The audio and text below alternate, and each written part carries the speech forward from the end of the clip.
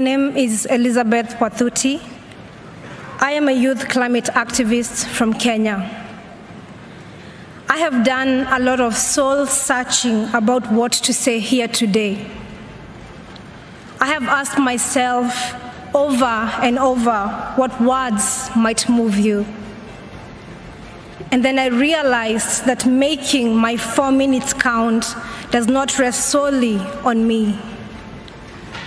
My truth will only land if you have the grace to fully listen. My story will only move you if you can open up your heart. I can urge you to act at the pace and scale necessary, but in the end, your will to act must come from deep within. I need to tell you what is happening in my home country. Right now, as we sit comfortably here in this conference center in Glasgow, over 2 million of my fellow Kenyans are facing climate-related starvation.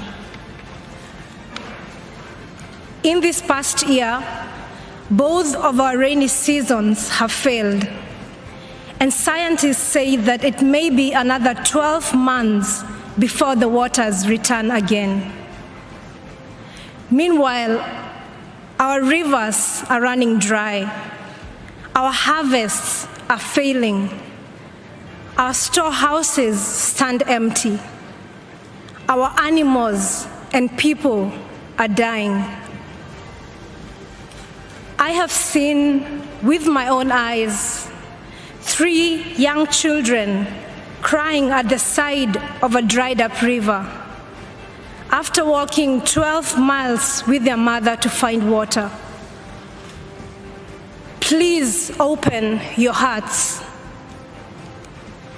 This is not only happening in Kenya.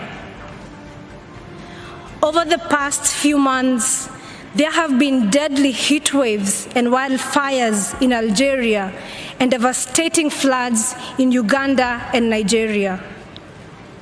And there is more still to come.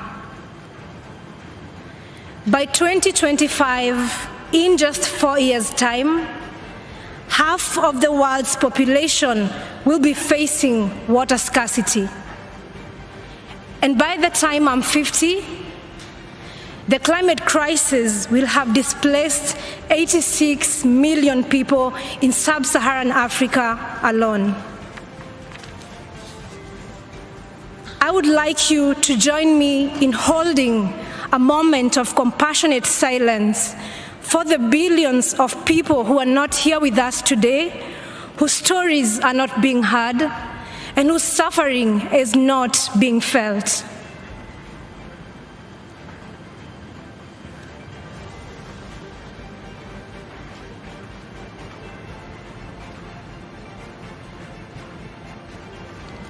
Please open your hearts.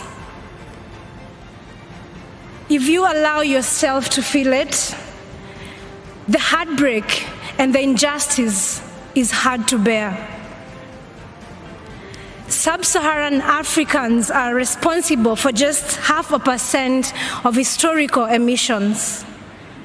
The children are responsible for none, but they are bearing the brunt. We are the adults on this earth right now, and it is our responsibility to ensure that the children have food and water. I have been doing what I can. Inspired by the great Professor Wangari Maathai, I founded the Green Generation Initiative, a tree-growing initiative that enhances food security for young Kenyans. So far, we have grown 30,000 fruit trees to maturity, providing desperately needed nutrition for thousands of children.